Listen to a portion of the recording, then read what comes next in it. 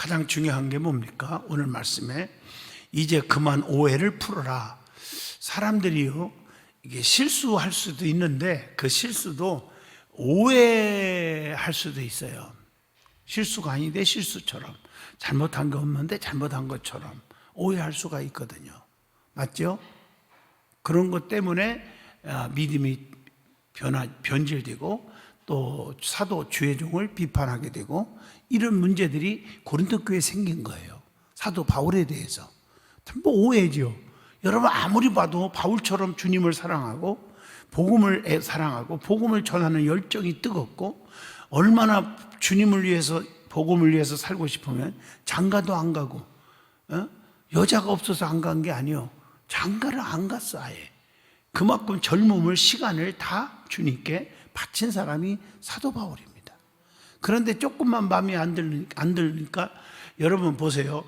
영적으로 보면요, 색안경을 쓰면요, 노란 안경 쓰면 노랗게 보이고 하얀 안경 쓰면 하얗게 보이고 새카만 안경 쓰면 새카맣게 보이는 것입니다. 이해하셨죠? 무슨 말이죠?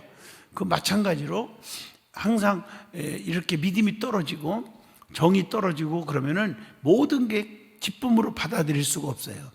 참 오해가 되고 마음이 안 들고 은혜가 안 되고 그러는 거예요.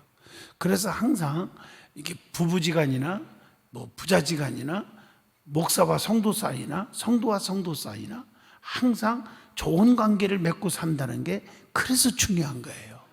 아무리 여러분들 좋은 말씀을 전해도 신뢰가 안 되면 아무리 좋고 신뢰가 되는 사람일지라도 가슴에 와닿지가 않는 거예요. 아멘 하시죠? 그래서 기도 생활 열심히 하면서 하나님과의 좋은 관계를 맺어야 될 줄로 믿습니다. 이게 중요한 거예요. 오늘 우리 파주 그레이스 연수원에 갔다 지금 내가 왔는데 그 연수원에 그 치유하는 교회가 크잖아요. 한 10,000여 명 된다고 그래, 교회가요. 옛날에 화곡동 교회 있죠. 장로님들이 전부 지금 우리 연수원에 올라왔어요. 올라와서 그들이 오늘도 의논하고 또 오늘 밤새도록 철야 기도하고 그런데 아침에 가겠다고. 나는 참 너무 감격스러웠어요. 기도하고 그 왜 그러니까 우리 목사님이 부총회장 됐잖아 이번에 김의식 목사님이. 그러니까 사명 잘 감당하게 해달라고 건강잘 기도하고 뭐 그런 모습들이 너무 어떻게 보면 부럽기도 해요. 어떻게 저렇게 금요일 철야에 전체 한개 나와서 기도하러 오실 수 있을까? 참 멋있더라고 제가 보니까. 그 기도하는 사람은 망하지 않아요. 그러니까 그런 기도하는 분들이니까 예의가 있어요. 나 철야 기도 끝나고 갔다 올게요. 그러고 내려오는데 참 밑에까지 1층까지 내려와가지고 또 인사도 하고 그러지 말라기도 하고 참 그런 모습. 제가 그 교회 옛날에 부흥회를 2번 갔거든요. 옛날에 2번 가준 교회예요. 지금 10,000여 명 교회로 부흥이 많이 됐죠. 너무 아름다웠죠. 어떻든 간에 이게 기도하는 사람은 망하지 않습니다. 기도하는 사람은 자기도 모르는 사이에 인격이 달라집니다. 아무리 좋은 사람도 기도 안 하면 영적으로 자꾸 나태해지면은 그건 어떻게 될까요? 믿음 떨어지니까 은혜가 안 되니까 전부 부정적으로 생각되는 거예요. 오늘 여기 말씀이 우리가 하나님과 함께 성경 띄워줘 보시라고. 우리가 하나님과 함께 일하는 자로서. 자, 여기 굉장히 중요한 단어 하나하나 해석하고 제가 본문을 풀어드리는 겁니다. 방식 아셨죠? 우리가 하나님과 함께 일하는 자로서. 누구와 함께 일해 지금? 내가 주의 일하는 게 나 혼자 하는 것 같아요? 하나님이 거기 동행하고 있어요. 하나님 보고 계신다고. 이해하셨죠? 하나님과 함께 일하는. 특히 뭐가? 주의 일은, 하나님의 일은 하나님이 함께 도와주시고 계신 거예요. 이해하셨어요? 그래서 제가 이런 말을 가끔 하죠. 성령 충만합시다. 그럴 때 충만이라는 말은 넘친다 이런 뜻이 있죠. 그죠? 충만. 아셨죠? 성령 충만이 언제 올까? 사명이 있을수록 온다. 그게 무슨 얘기냐면 내가 할 수 있는 일은 요것밖에 할 수 있는 능력이 없어. 그런데 주를 위해서 그냥 욕심을 부리고 이 많은 일을 하려고 하나님 나 이렇게 일하겠습니다 하고 막 일 열심히 하면 이만한 일을 하겠다고 하는데 이만한 것이 어떻게 해요? 나머지는 누가 채워줘야 돼? 하나님이 도와주실 수밖에 없는 거죠. 자기 일을 하는 거니까 실패하지 않게 하려고. 이해하셨죠? 그러니까 그 하나님이 막 도와줘. 그게 저는 영적으로 기도하다가 얻은 답이에요. 그게 바로 성령 충만이다. 충만. 이해하시겠나요? 하나님이 내가 부족한 걸 채워서 하게 하신다. 물질도 마찬가지예요. 내가 가진 게 이것밖에 없는데, 그게 우리 교회, 제가 이제 설교 요즘에 하도 많이 안 했는데 기둥에 대한 얘기 했잖아요. 기도 헌금들을 뭐냐 물어보는데 그 설명 부목사님들이 다 지금 익숙해가지고 다 가르쳐 주세요. 김정희 목사나 저기 우리 신 목사님들이 아시는 분들 알았죠? 부목사님들이 설명을 해 주셔야 돼. 그게 무슨 의미냐면 내가 할 수 있는 일은 내가 가지고 있는 거 이것밖에 없어요. 근데 이걸 1000배를 하겠다고 약속을 한 거예요. 그러면은 하나님 죽을 때까지. 그럼 하나님이 이걸 하게 했거든. 그리고 가만히 있으면 절대 사람들이 약속 헌금을 하고요. 기도를 안 해요. 그렇게 죽을 때까지 약속 헌금 못 갚고 죽어요. 안 하고. 그 아무것도 아니잖아요. 약속 공치사 뭐라고 그래요? 그거 보고 공표가 돼버리는 거 안 되는 거죠. 그러니까 했으면 예를 들어서 이게 하나면 1000개를 하겠습니다 하고 약속해. 그게 기둥 약속이에요. 우리 교인들 많아요. 그런 분들. 그래서 이렇게 약속했는데 그걸 어떻게 갚아요? 내가 가지고 있는 거 이것밖에 없는데. 그래서 하나님 이거 하게 해주세요. 하나님 성전의 기둥입니다. 기둥하게 해주세요. 큰일 하게 해주세요 하고 물질을 주셔서 기도하면 할 수 있도록 주신 자도 하나님 취하신 자도 여호와니까 할 수 있도록 하나님이 물질을 주신단 말이에요. 사업도 잘 되게 하시고. 내가 이거보다 1000개를 하겠다고 했는데 여러분 못하면 어떡하나? 못하면 어떡하다니. 지금 한다는 게 아니에요. 하나님 주셔서 하게 해달라고. 이해하셨죠? 그게 믿음이란 거예요. 없는데 빚내서 합니까? 몸 팔아서 바칩니까? 그런 거 원치도 않아요. 하나님은요. 없으면 여러분 빚 얻어서 뭐 헌금하고 그걸 하지 마세요. 아멘 하시죠? 아, 이때를 위함이라. 그럼 막 사업이 이상하게 막 잘 되는 거야. 아하, 이 기둥헌금 하라고 하는 거구나. 성전의 기둥이 되리라. 기둥은 하나님 책임져 주잖아요. 그게 바로 기둥헌금이에요. 우리가 오신 지 얼마 안 된 분은 처음 들을 거예요. 이 얘기가. 이거 내가 다 가르쳐서 우리 중직들은 거의 약속하고 합니다. 1억도 하시고 이렇게 많이 하시는 분들이 있는데, 그런데 어떤 사람은 10억을 해놓고 1억도 못 하는 사람이 있어요. 왜 못 하느냐? 첫째, 믿음이 없어서 못 하는 경우도 있지만, 두 번째, 하나의 축복을 안 줘요. 왜? 이거 하게 해달라고 기도를 안 해. 그리고 교회를 사랑하지 않아. 그냥 안 되는 거예요. 아멘 하시죠? 아무거나 할 수 있는 축복을 주는 게 아니거든요. 저는 지금까지 이것 때문에 축복을 받았어요. 내가 이렇게 큰 일을 꿈을 가지고 그걸 영적으로만 꿈이라 가지고 이렇게 하겠습니다. 비전을 갖고 있고 하나님 하게 해주시고 기도를 계속하니까 생각밖에, 연습 문제도 그래요. 생각밖에 더 크게 하나님 만들어준 거예요. 내가 이렇게 하려고 한 게 아니었는데 그 꿈을 가지고 기도하니까 하나님 주시더라는 거예요. 제 말은. 뭔 말인지 아시죠? 아주 중요한 거예요. 그래서 요셉처럼, 요셉 꿈 꿀 때 형제들이 왜 미워한 줄 아세요? 꿈 깨라 이놈아. 네가 아이고 주제 파악을 못해. 이런 생각을 한 거죠. 아니 해와 달과 11별이 절해? 말도 안 되는 얘기잖아요. 지금 당장에 우리가 핍박을 하고 좁혀는데 얻어맞기나 하고 말이야. 그런 네 주제가 우리들이 부모하고 우리 형제들이 다 너한테 굽신거리는 날이 온다는 말이냐? 이해가 안 되잖아요. 그러나 요셉은 그 꿈을 믿고 하나님 앞에 기도하고 계속 나갔더니 이루어지잖아요. 그게. 아멘. 그 입을 넓게 열어라. 그럼 내가 채워주리라.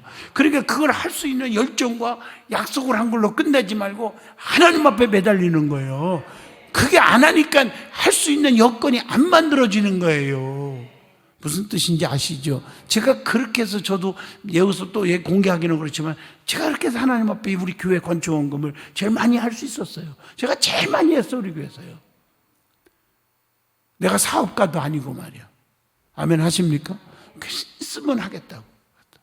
워낙 얼마나 내가 건축원금을 많이 하고 싶었으면 세상에 교인 6억에 넘어가가지고 세상에 지난번에 얘기했지. 원주 땅을 사기당해서 사갖고서는 얼마나 고쳐 아팠는데 내가. 아니 나보고 그걸 알고서는 이용하는 거예요. 나보고 그거 이거 사면요 1년 만에 10배 오른대. 그거 팔아서 건축원금 하시래. 내가 하고 싶다고, 건축원금 많이 하고 싶다고 그러니까. 아이고 참나. 그 정도로 제가 열정을 가졌다니까. 교회 드리고 싶어가지고. 이해가 되시죠? 그러니까 어떻든 간에 우리는 큰 꿈을 가지라는 거예요.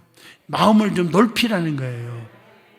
지금 주어진 그 환경, 앞에 보이는 것만 가지고 발 동동 구르고 부정적이고 자꾸 낙심하고 좌절하고 포기하지 말고 큰 꿈을 가지고 큰 그림을 가지고 나아가는 거예요. 제가 언젠가 여러분 그 12살짜리 소년 그 피카소 얘기했죠. 걔가 그래요. 내가요 이런 사람은 아닌데요. 나 너무 배가 고파서요. 밥을 먹었지만 갚을 길 없지만 꼭 갚을 거예요. 그리고 초상 하나를 그렸어요. 12살짜리가. 그 그림 같지도 않은 거를 딱 그렇죠. 지 사인하고 드리면서 이거 버리지 마세요. 이 꿈이란 말이에요. 지가 아주 굉장히 앞으로 잘 될 것을 꿈을 가지고 있는 거야. 근데 그대로 됐잖아요. 몇 년 후에 나중에 보니까 피카소라고 사인이 있어서 팔았더니 300억인가 하여튼 몇백억에 팔린 거예요. 그걸. 대박이 터졌잖아요.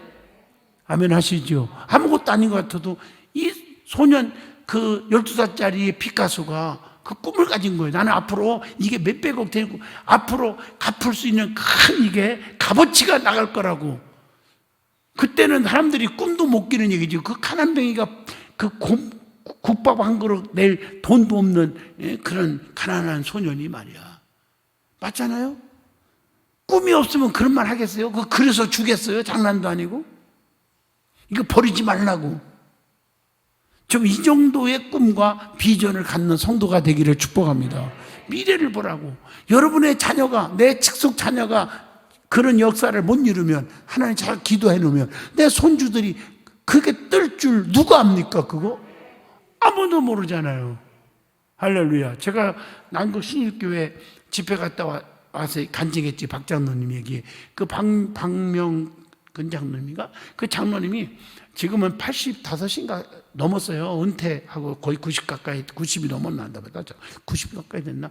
제가 전도사로 개척했을 때 서울에서 그때 우리 노회에 그분이 이제 임원도 하고 그랬어요. 나는 잠깐만 전도사고 개척교회 하고 있지만 그때 시차를 왔어. 내 개척교회 하는 데를. 노회에서 이제 오잖아. 가입하려고 하니까. 시차를 왔는데 그분이 저를 보고 이번에 부흥회 때 설교하면서 주고받고 동영상 실제로 라이브로 들은 분은 그 소리 들었어요. 들은 분 있어요?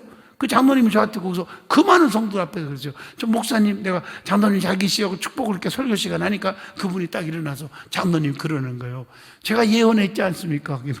그때 기억나요. 저 전사님은 아주 굉장한 세계적인 정말 주의 종이 될 거라고 그렇게 자꾸 늦게 온대. 그 예언을 했거든요. 이분이 그때 당시에 난국 신일교회 최 장로님 아시죠? 황 장로님.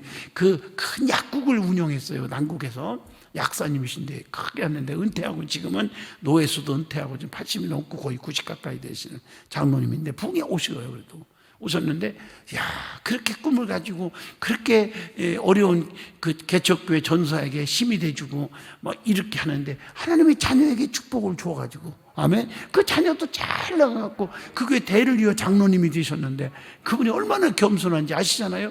캐나다 출장 가서 얘기했죠. 캐나다 출장 가서 내가 가는 교회마다 이거 간증하려고 그래. 그분 얘기를.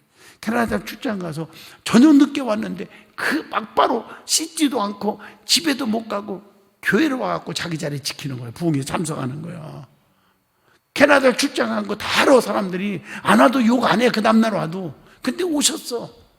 그리고 그 다음날 새벽 기도도 오셨어. 그 명함을 주는 거 보니까 서울대학교 유명한 교수고 유명한 의과대학 의사인데 세상에 비뇨기과 계통의 탑이야 탑. 그러면서 목사님 서울대 병원에 무슨 일 있으면요 꼭 저 찾아오세요. 부탁하세요. 이게 쉬운 게 아니거든요. 이게 그런 명함을 주는 거예요. 나야 뭐 거기 병원 가서 치료받을 일이 있나. 죽을 때까지 안 아플 텐데 이제는. 근데 우리 성도들이 아프면 또 얘기해 줘야지 또 내가. 할렐루야. 맞잖아. 그죠? 너무너무 정말 그 장로님 자녀들이 잘 나가더라고요. 전부 다 자자손손이 잘 돼. 그러니까 여러분들이 여러분 때에서만 생각하지 말란 말이에요. 자자손손이 잘 되는 그런 축복이 있기를 축복합니다. 맞죠? 나는 그렇게 생각해요. 나도 우리 아들로 끝나는 게 아니에요. 우리 아들의 또 아들, 내 손자가 났는데 이제 9개월 됐지만 하나님 얘가 세계적인 인물이 되게 하시고 한 대한민국을 깜짝 놀랄 만한 인물이 되게 하여 주시옵소서. 아멘. 이럴 때 아멘 해준 사람은 자기 자녀도 또 잘 되기를 축복해요.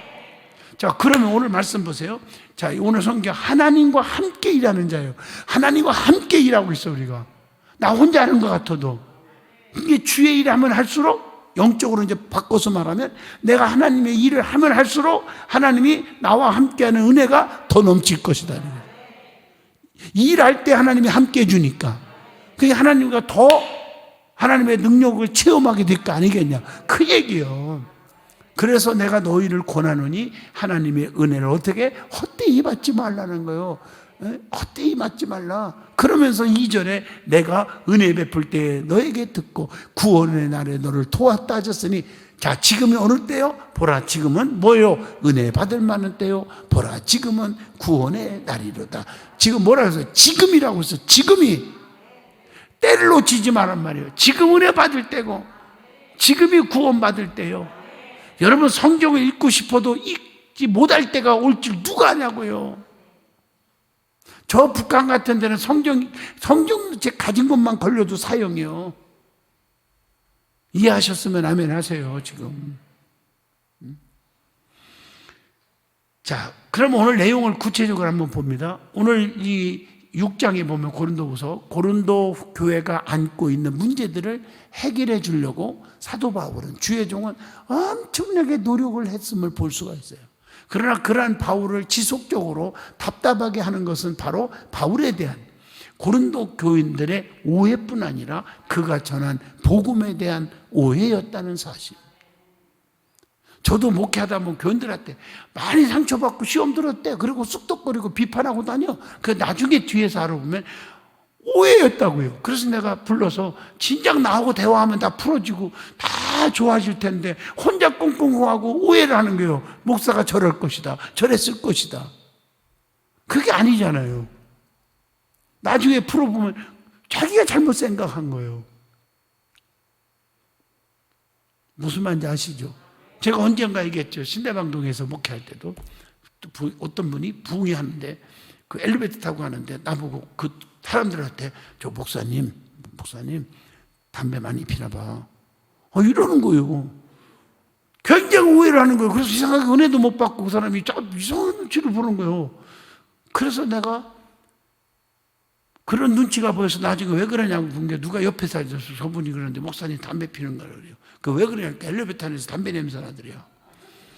그래서 내가 얘기를 해서 불러갖고, 나는 여기서 내가 평생 동안 요즘에 정치인들 보니까 뭐 정치직을 거느니 뭐니 별 얘기를 다 하는데, 나는요 목숨을 내놓겠다 담배를 만져봤으면. 내가 그랬어. 평생 담배 만져본 적도 없다. 담배 이름도 모른다. 피는 건 그만두고 이름도 몰라 나.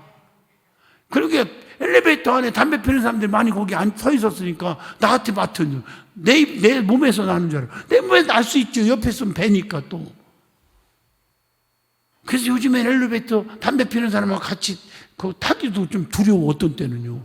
우리 교인들은 그런 사람 없겠지만 혹시 있으려나 몰라죠. 그렇잖아, 그죠? 내가 하도 탄산수를 마시고 싶어서 콜라 사이다 먹으면 그 설탕 30%거든. 완전히 건강해지거든요. 그래서 탄산수를 갖고 먹어 이렇게 소화 좀 시키고 시원하게 하기 위해서 팍 쏘는 걸 좋아해요. 그 탄산수 우리 연수원에 몇십 박스가 있잖아요. 그래서 목사님들 한 박스 주고 막 그랬는데, 그래서 남아있어요. 한 20박스가. 박스로. 20개 들은 박스. 근데요, 그 탄산수, 요즘엔 탄산수 이렇게 보면 이상해. 이렇게 병이. 그게 보니까 그 소주병 같기도 하고 양주병 같기도 하고. 그래서 그거 마시는 것도 굉장히 목사가 참 이게 힘드는 거야. 야, 목사가 술 마셨다 소리 할까봐 탄산수 마시면서.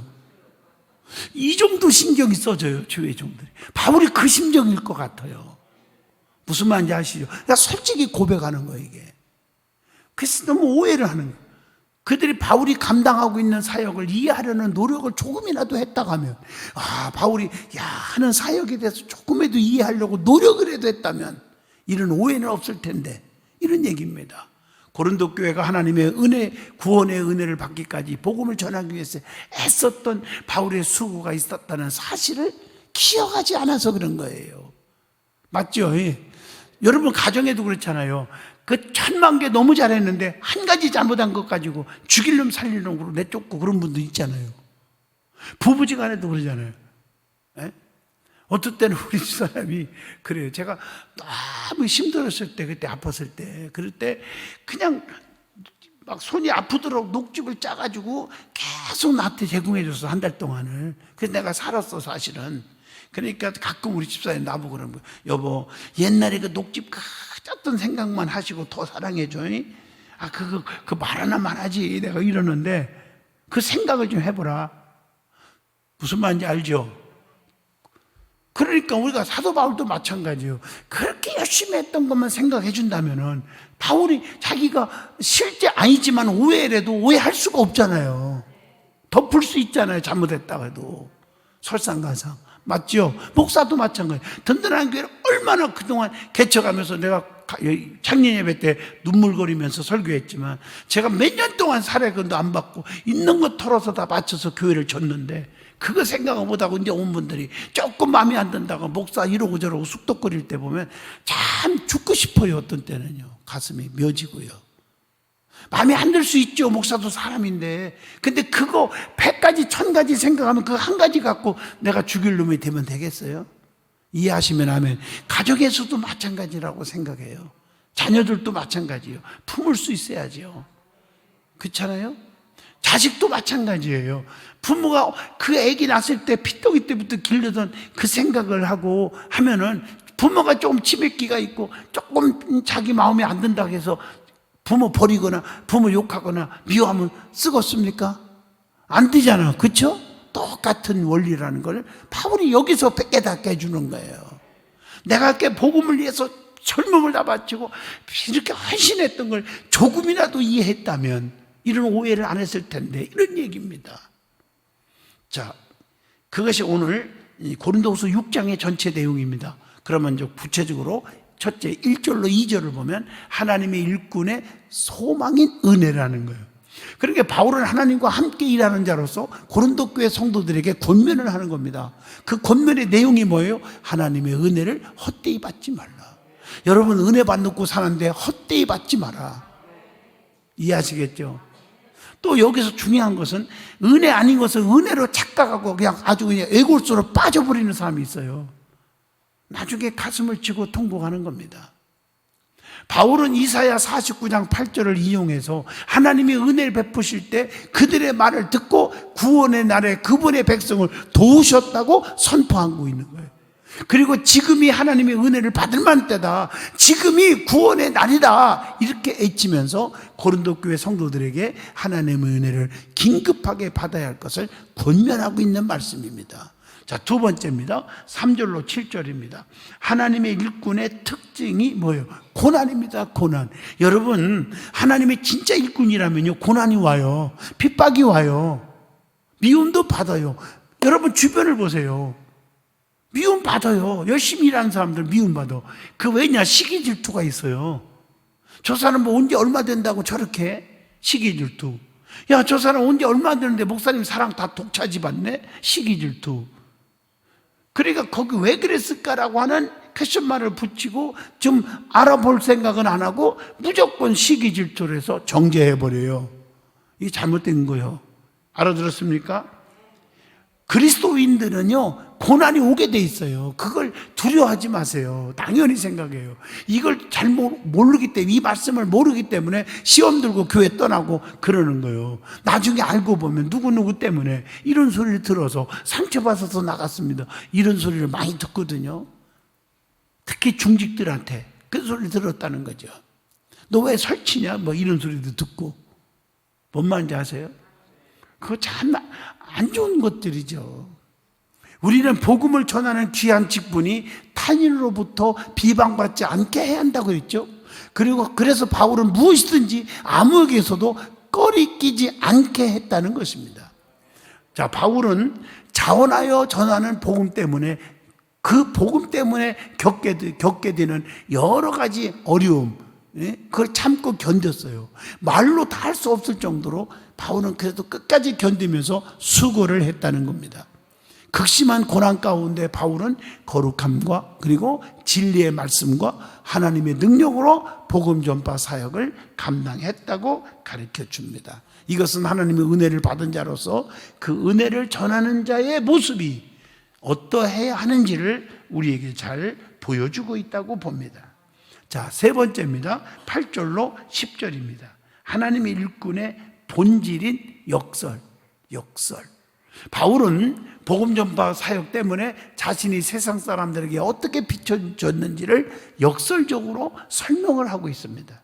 속이는 자 같으나 참되고 무명한 자 같으나 유명한 자이고 죽은 자 같으나 죽임을 당하지 않았다고 말합니다. 또 근심하는 자 같으나 항상 기뻐했고 가난한 자 같으나 다른 사람을 부유하게 했고 아무것도 없는 자 같으나 모든 것을 가진 자라고 말을 합니다. 이해하셨죠? 이것은 죽임당하신 예수님의 고난에 참여하는 것인데 이로 인해서 그 예수님의 부활 생명이 우리 몸에 나타나면서 하나님으로부터 나온 심히 큰 능력을 경험하게 된다는 거죠. 바울은 세상은 바울이 연약하고 아무것도 아닌 자가라고 오해할 수 있지만 실상은 그 반대였어. 나는 가진 자다.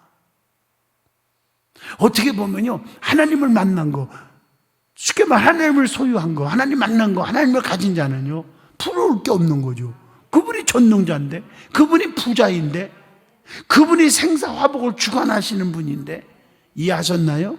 그러니까 두려움이 없고 남한테 기죽을 이유가 없어요. 내가 언젠가 얘기한 기억 나는데, 저 캐나다 가면요 그 폭포 뭐죠? 나이가라 폭포. 아멘 해봐요. 어느 목사님이 그 동네에 부흥회를 갔어요. 저도 거기 많이 갔어요. 토론토 쪽에 부흥회를. 근데 부흥회를 갔는데 나이가라 폭포에서 있었던 얘기를 해주더라고요. 나이가라 폭포에 그 부근의 교회인데 사람들이 안 오는 거예요. 맨 구경만 하고 말이야. 돈벌이 하냐고 관광객들 상대로. 그러니까 나이가라 폭포 그 구면에 프랭카드를 크게 걸었대요. 나이가라 폭포에 굉장하지 않습니까? 아, 굉장하죠. 그 굉장한 나이가라 폭포에 주인의 아들이 왔습니다. 들어오세요! 이렇게 써붙였더니 진짜 집회하는 장소에 다 들어왔더래. 이 폭포의 주인의 아들이라? 그 왔는데. 그 사람들이 눈 동그랗게 쳐다보고 있습니다. 그런데 이분이 목사님이 뭐라고 설교했냐면, 나이가라 폭포 엄청나죠? 다 끄떡끄떡. 그러니까 왔지. 그 폭포를 주인이 누군지 아십니까? 천지를 창조하시면서 다 만드신 전능하신 하나님이십니다. 그분의 아들이 누군지 아십니까? 접니다. 내가 하나님을 아버지라고 부릅니다. 그 여러분들도 그 하나님을 믿기만 하면 그분의 아들이 다 될 수가 있습니다. 잘했어요. 성경에 요한복음 12장 2절인가 영접하는 자 곧 그 이름을 믿는 자들에게는 맞죠? 하나님의 아들이라 일컬음을 받는다. 하나님의 자녀가 되는 권세를 주신다. 맞죠? 여러분 보세요. 적어도 그런 긍지를 갖고 사는 거예요. 그 전능자가 내 아버지야. 그 어디가 두려워요? 뭐가 두려워요? 뭐가 걱정이 생겨요? 담대하게 사는 거예요. 그렇잖아요? 기죽을 이유가 없는 거죠. 네 번째입니다. 네 번째 11절로 13절 오해하지 말아라. 그리고 받아들여야 할 권면이 있다. 그게 11절로 13절입니다. 사도 바울은 고린도 교회가 자신의 권면에 대해서 오해하지 않기를 간절히 원했습니다. 바울은 그들에게 아무것도 감추지 않았고 이미 입을 열어 모든 것을 말했습니다. 그리고 그들의 모든 것을 품을 만큼 마음을 넓게 가졌습니다. 여러분, 바울처럼 마음을 넓히기를 바랍니다. 이런들 어떠리 저런들 어떠리. 맞잖아요. 다 누가 누구라면 다 모르고 그랬을 거예요. 뭐 알아주는 날이 오겠지, 이해할 날이 오겠지, 철이 들 날이 오겠지, 이겁니다. 자, 그래서 그럼에도 그들이 바울의 말을 받아들이지 못하는 것은 아직도 바울에게 어떻게 했을까? 마음을 열지 않았기 때문이라 이렇게 말하고 있어요. 마음을 열지 않았기 때문에. 여러분, 중요한 겁니다. 마음문을 열지 않으면 어떤 능력의 말씀을 전해도 들어오지를 않는 거예요. 마음 문을 열어야 됩니다. 교회 와도 기쁨으로 열고 와야지 그냥 습관적으로 기분 나쁘고 저 목사도 싫고 뭐 나도 싫고 그냥 앉아있어. 1000년을 와도요 은혜 못 받아요. 자기만 손해예요. 그래도 바울은 부모와 같이 그들을 대해줍니다. 주의 종의 심정이 그겁니다. 그러므로 고린도 교회는 마땅히 사도의 권면 앞에서 그들의 마음을 열어야 했다는 겁니다. 자, 마지막 5번째입니다. 14절로 18절. 믿는 그리스도인 신자에게 필요한 구별됨에 대한 인식입니다. 바울은 신자가 불신자와 함께 멍에를 매서는 안 된다 이렇게 말합니다. 이 둘 사이에는 심각한 차이가 있습니다. 물과 기름이 다른 것처럼 바울은 신자가 불신자와 함께 멍에를 하면 안 된다. 둘은 각각 잘 보세요. 의와 불법에 의해 지배되는데 빛과 어둠이 함께 할 수 없는 것과 같다는 얘기입니다. 하나님은 성도들을 세상 가운데 그분의 성전으로 삼으셨죠. 그러므로 고린도 교회 성도들은 자신이 어떤 존재인지를 알아야 한다는 겁니다. 이를 위해서 그리스도께서 베푸신 놀라운 사랑을 기억하면서 불신자와 깊은 관계로 얽히는 것을 어떻게 하라? 조심하라고 말을 합니다. 믿어지면 아멘 하시죠. 그래서 믿는 사람들은요 불신자들과 너무 이렇게 가까이 하다 보면 다 빠져버리게 돼 있어요. 지금 내가 용어를 잊어먹었는데 강혜분 장로님, 그 사람이 유전자일 때 열성이라고 하나요? 백인과 흑인이 이렇게 결혼하고 남은 자식이 이렇게 하얀색보다 검정색이 많이 나온다. 그런 거 있죠. 즉 좋고 나쁘고 차이한 건 아니지만 좀 안 좋은 게 열성이라 그렇게 말하나요? 그런 법칙 있잖아요. 난 옛날에 고등학교 때 배운 건데 생각이 잘 안 나 지금 내가. 그런 일이 있잖아요. 마찬가지로 선과 악이 같이 합치면 선이 이기하는데 거의 악이 지배한다는 거죠. 좀 맞는지 모르겠어요. 내 해석이. 세상 사람과 이렇게 같이 얽매이면 세상으로 흘러가 버리는 거예요. 선이 이기기가 쉬운 게 아니라는 거죠. 그 믿음 없는 사람과 믿음 있는 사람과 만나면 믿음 없는 쪽으로 자꾸 흘러가는 거예요. 왜? 그게 너무 인간적으로는 좋으니까. 맞잖아요. 엔조이죠. 이해하셨죠? 그래서 어울리지 말라는 거죠. 믿음의 사람과. 그 결혼도 그래서 가급적인 믿음의 사람끼리 하라는 거예요. 깨달으면 아멘 하시죠. 부정적인 사람과 긍정적인 사람 만나서 저 사람 내가 돌이킨다. 천만의 말씀이에요. 부정적인 사람으로 끌려간다는 거죠. 이해가 되시면 아멘 하시죠. 그래서 오늘 바울이 얘기한 게 바로 그거예요. 갇힐 수가 없다. 구별해라. 결론적으로 말합니다. 은혜 받은 자는 은혜를 전하며 살아갑니다. 또한 은혜로 기쁨과 영광을 누리며 살아간다는 것입니다. 깨달으면 아멘 하시죠. 어떤 고난도 결코 은혜 받은 자를 막을 수가 없다는 겁니다. 절대 막을 수가 없어요. 온전한 거룩함을 절대 잃을 수 없다고 하는 사람은 우리가 정말 어떻게 보면 우리 든든한 공동체는 하나님이 명하신 목표를 힘써 추구하면서 거룩한 사명을 이 땅 가운데 실천하며 살아가야 될 줄로 믿습니다. 그러니까 우리는 거룩을 유지하고 살아라. 늘 구별되게 살아라. 그래서 웬만하면 기도하는 사람, 예배 열심히 나오는 사람, 더 나가서 감사가 넘치는 사람, 긍정적인 사람과 교제를 해야 될 줄로 믿습니다. 그래 믿음이 성장하는 거예요. 이제 알아들었죠? 기도하겠습니다. 하나님 감사합니다. 오늘도 큰 은혜 주셨습니다. 받은 바 은혜를 간직하고 아버지 불의와 연합하지 않게 하여 주시옵시고, 그리고 주의 종에 대해서 바울이 가슴 아파한 거, 너무나 귀한 오해를 한 거, 그가 열정적으로 복음을 위해 진 것은 다 잊어버리고 오해를 했던 자들에게 가슴 아파하는 바울의 모습을 보면서 우리도 하나님들 조금 인내하고 또 깊이 새기는 그런 믿음의 사람들이 되게 하여 주옵소서. 예수님 이름으로 기도합니다. 아멘.